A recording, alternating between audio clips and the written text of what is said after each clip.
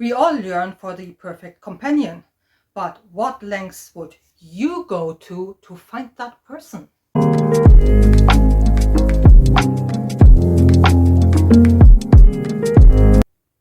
Hello and welcome back to the channel.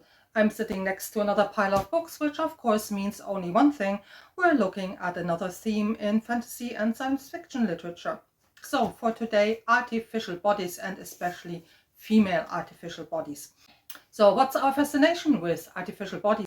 Why do we humans have this urge to play God? And also perhaps the most important questions, how do we find perfect love? And I got the idea because I'm currently reading Artificial Eve, who of course has an artificial female body. But before we go to now and what's going on, let's do a little history of artificial bodies and the ideas that feed into this. And I will start with the 18th century. Now, I could start much earlier, but I think our modern day fantasy and sci-fi literature is much more glued into those ideas that we find there.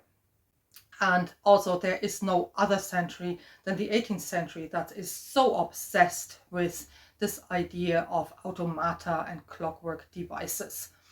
But there are also a couple of other things that happened during this period that we also call the Enlightenment that add to this topic of artificial bodies.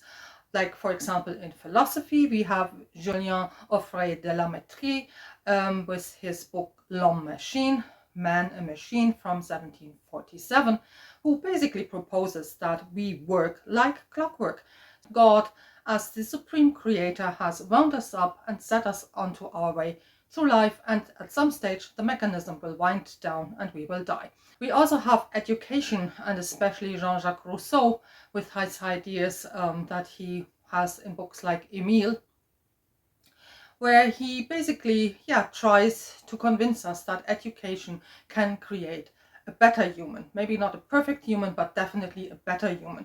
So this introduces this whole idea of self-optimization. And then of course we have medicine. But before I go to medicine, I would like to track back a bit and go back to those 18th century automata. And especially one inventor, a Frenchman called Jacques de Vaucanson. He is especially famous for his artificial musicians. So there was a flute player, but also a pianist, and he had other kind of like automata that were very famous during this time. But what I want to look at here especially is Le Canard Digérateur from 1739, the digesting duck. And yes, if it walks like a duck and quacks like a duck, and even more important in this case, poops like a duck, then we are in business for our topic. And you might ask, yeah, but what has all this to do with medicine? Yeah, medicine gets more and more a grip on how does the human body work, and they figure out certain processes of our metabolism as well. And the Vaucanson's duck pretends to have a metabolism. So we ultimately have a mechanical object that pretends that it can walk along, eat some grains, and then in the end we will have, after a while, output at the end of the duck. But of course this was just a scam. I mean, he wasn't able to recreate any type of digestive process. But it gives us an idea of what the end goal was of all those ideas, to really recreate life in all its aspects. So if we look at medicine and the history of medicine from the late, let's say, 17th century into the 18th and the middle of the 18th century, we will have different types of what is called birthing phantoms. Though they are made out of cloth and look a bit like a stuffed toy, but were there to teach midwives how to deliver a baby. Now, if you look at those things, you wonder, well, how could anybody learn anything from those things? And this brings me to William Smellie. Yeah, I know, what a name. A Scottish obstetrician who between 1752 and 64 publishes 3 volumes with the title A Treatise of the Theory and Practice of Midwifery. And important here is theory and practice, because to help with the practice, he invents an obstetrical mannequin. And this was kind of like a life-size doll of a woman. She was fully articulated, so you could move her arms, her legs, and also was much more life-size when it came to simulating the birthing process. There was one very peculiar thing about her, and that was that she didn't have a head. And yes, feminists over the centuries have made a lot out of that. So we have philosophy telling us that man is a machine. We have education insisting that there is a lot of improvement when it comes to human beings. And we have medicine starting to build medical models of the human body. The only thing and only question we haven't really addressed yet is, how do we find perfect love? And that brings me to Thomas Day. An English guy belonging to the landed gentry, so he has some money, but he's not too high up the social ladder. And if you want to read up on the story I'm about to tell you, you can do this in this book here by Wendy Moore, How to Create the Perfect Wife, Georgian Britain's Most Ineligible Bachelor, and his quest to cultivate the ideal woman. Thomas Day is a writer, and otherwise he's living off his family money. He also befriends some very influential people when it comes to the Enlightenment movement, like Richard Lowell Edgeworth, who was a famous educator, very inspired by Rousseau and his ideas, and so is Thomas Day. But he's also friends with Anna Seward, one of those pioneers of women's rights, especially women education. And this is quite remarkable because Thomas Day is quite conventional when it comes to his ideas about what the perfect woman should be like, or what women in general should be like. And we have actually Anna Seward who tells us a little bit about what this perfect woman would be. And she says here, she would have a taste for literature and science, for moral and patriotic philosophy, so she might be his companion and assist him for forming the minds of his children. Okay, so she needs a bit of education, but not for her own sake, but just so she can understand what the hubby is talking about. She also should be simple as a mountain girl in her dress, her diet and her manners, fearless and intrepid as the Spartan wives and Roman heroines. Yeah, so easy in the upkeep basically. And then she concludes, Anna Seward concludes, there was no finding such a creature ready-made. Yeah, and indeed, right she is. And because of that, yeah, Thomas Day has a bit of a problem. In 1768, he gets another idea on how to get a future wife. And he thinks, hey, I buy one. So he takes himself to London, to the Foundling Hospital, so an orphanage basically. And he writes to them and says, well, I will be along in a while and I want to buy 2 girls to be trained up as servant girls. Now, this was common practice in the 18th century. There was nothing wrong or weird about this. Nobody would have found this strange. But in this case, he of course doesn't want servant girls. He wants to buy 2 girls, yeah, to train them up as a future wife.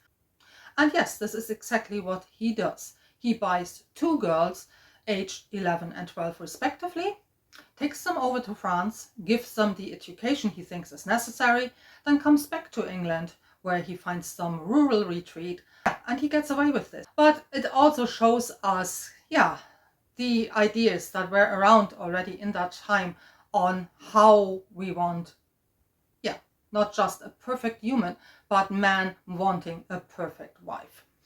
So it comes as no surprise that especially Gothic literature, so a form of horror literature that starts in the 18th century and proves very popular, so basically genre literature, and also the type of genre literature that our modern genres of fantasy and science fiction are linked to and will develop out of, yeah, finds this a really interesting and rich topic. And in 1816, we have a German writer, E.T.A. Hoffmann, who publishes this book, Der Sandmann, The Sandman. And this brings together the, yeah, traditional folk tales about this, yeah, person, the Sandman, who goes around and sprinkles sand into the eyes of children to make them sleep with, yeah, something that is much more a horror story. because the Sandman in this story is not benign and wonderful and nice and just makes children sleep, but he actually steals the eyes of children. And we also have Nathaniel and Olympia. And Olympia is a wonderful, perfect young woman. And of course, Nathaniel falls in love with her. And it transpires then much, much later that Olympia is not real. Olympia is one of those automata. Now, this was a very popular story. There's also an opera by Jacques Offenbach. So it kind of like moves into other popular media of the time, which kind of like makes clear, there obviously was a hunger for stories like that. At exactly the same time, we have somebody else, a woman this time, Mary Shelley, who starts writing her story about an artificial body. And this is, of course, Frankenstein. In this story, she goes down a different route because Olympia was a completely mechanical body driven by a clockwork mechanism. But Dr. Frankenstein, his creation is made up out of body parts. So we are talking about an organic body here. And this basically sets up the two different types or strands that we will encounter when it comes to creating artificial bodies. We can either go down the mechanical route, like here in Der Sandmann, or we can go down something more organic with Mary Shelley's Frankenstein. And we will find those two over and over again. Also, we will find that men tend more towards the mechanical ideas of how to create a body, whereas women are going down more the organic route.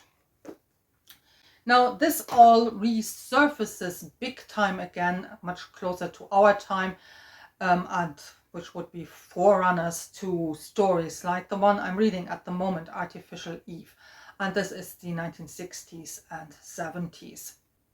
A bit earlier already, Isaac Asimov comes up with the idea of robots and also coins in 1941 the term robotic. Now, Asimov is a bit better known today with his Foundation series because it has been adapted recently, but he also wrote a robot series. This is one of the earlier incarnations of this robot series, iRobot, from 1950. Which is a collection of short stories, basically, that look at robots and robotics. Asimov is also famous for having, fleshed out what's called as the 3 laws of robotics. In the 60s and 70s, the darker side of all of this is explored more and more. We have this already with Der Sandmann and Frankenstein, that both look more at the horror elements of artificial bodies. But the 60s and 70s really try to get to grips with those problems. And the 3 laws of robotics are part of that, because they basically are safeguards of how can we prevent the robots to take over.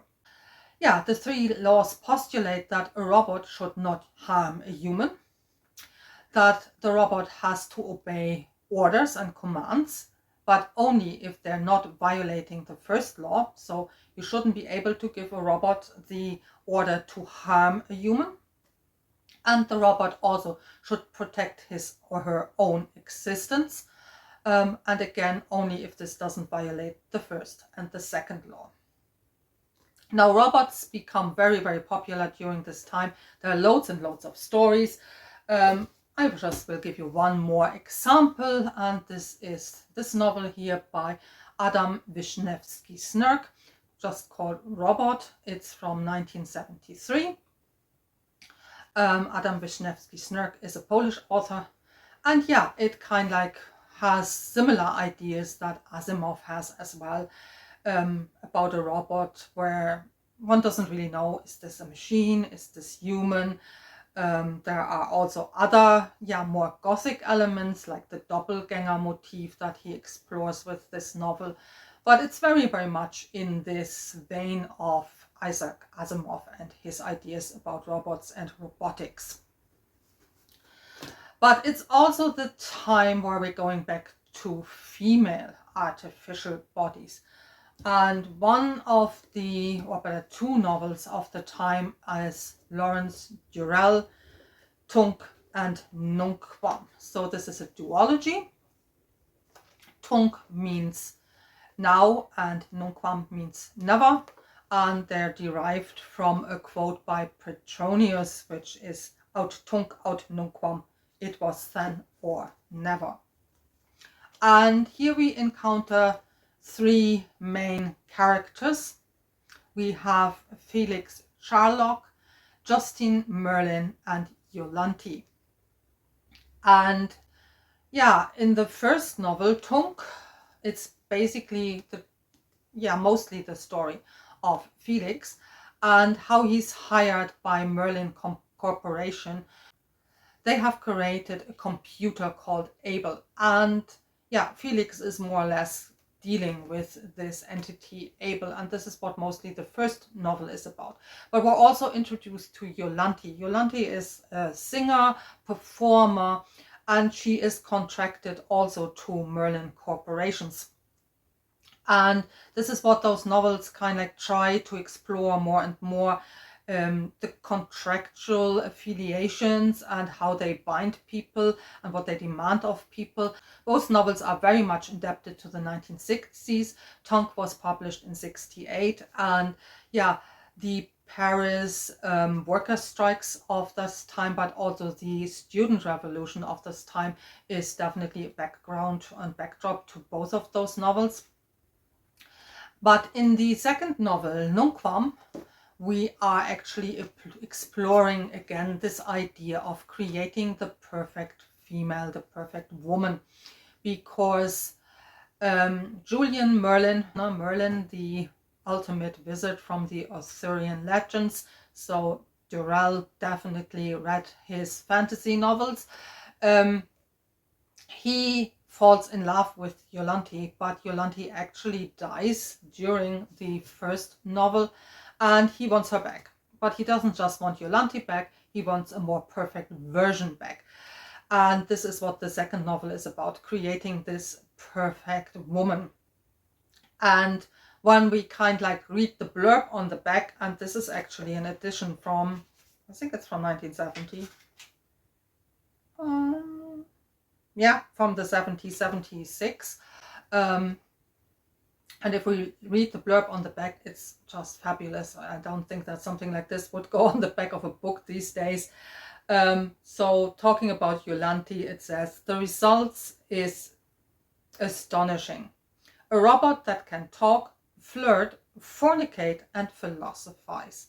Yeah, a nice summary of those ideas that we had already by Thomas Day. No, this is then the perfect male fantasy.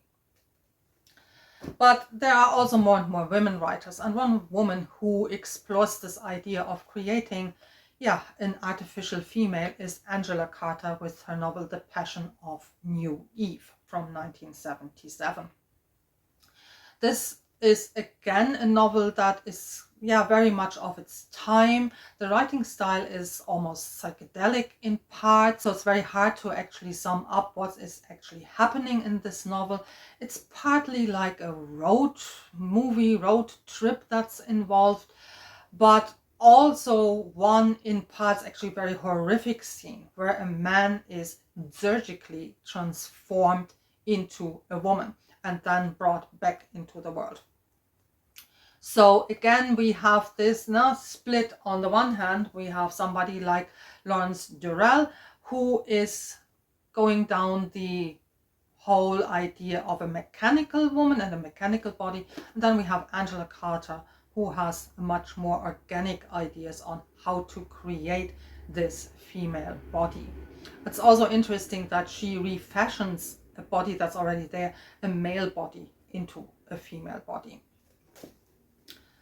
And another last novel that is kind of like more, let's say, historical forerunners for what we might find today in novels that deal with this topic. And this is Marge Piercy, Body of Glass.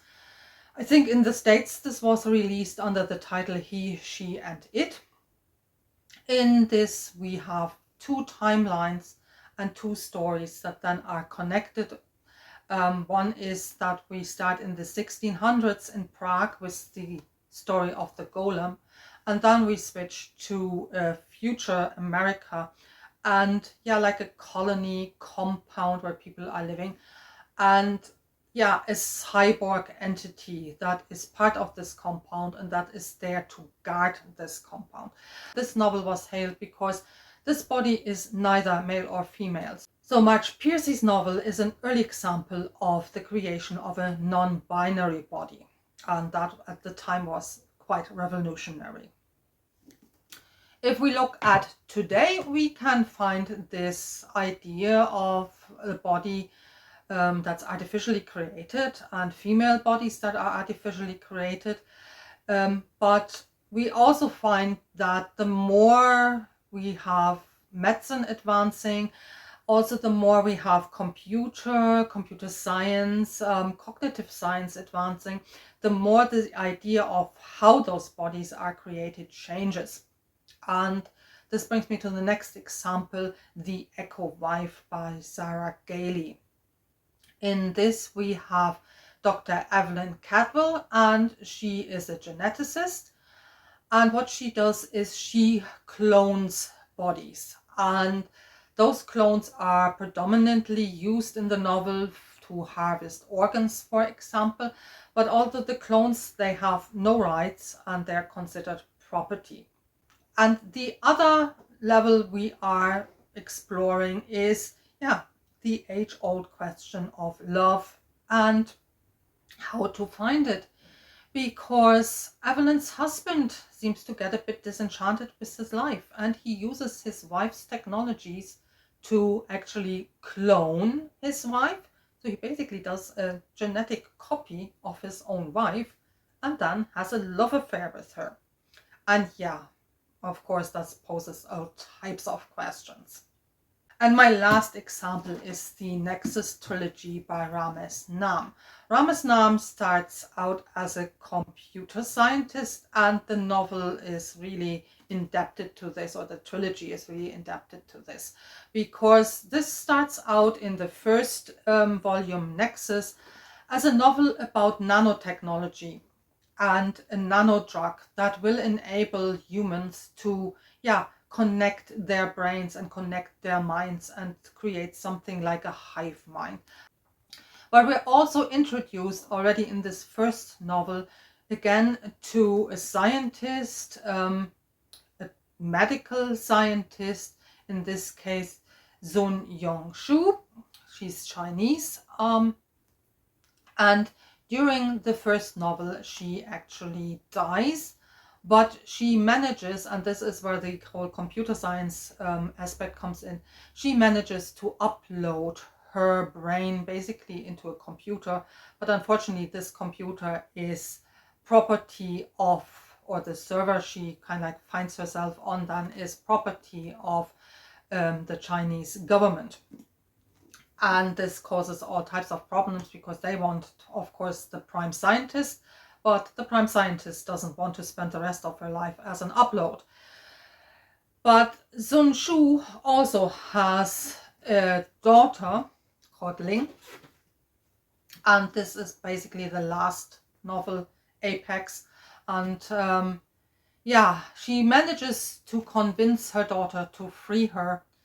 And because everybody by now is using this nano drug and can connect with other brains, she is then able to basically take over her daughter's brain and therefore also her daughter's body and live on as her daughter basically. So a very different concept from what we started out with, and very different from the idea of creating a mechanical artificial body. But at the heart of it, we still have the same yearnings and ideas that we seem to have as humans, that we want to be creators that do not just create artificial things, but that create life. And our biological way of creating life that we're given seem not to be enough for us. But also kind like, the idea of love that seems to be woven into all of this. In this case, more the love of a daughter, not so much the love of a mother, but more the love of a daughter for her mother.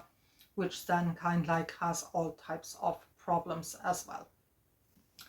Okay, thank you for watching. I hope you enjoyed this little excursion into, artificial bodies and female bodies.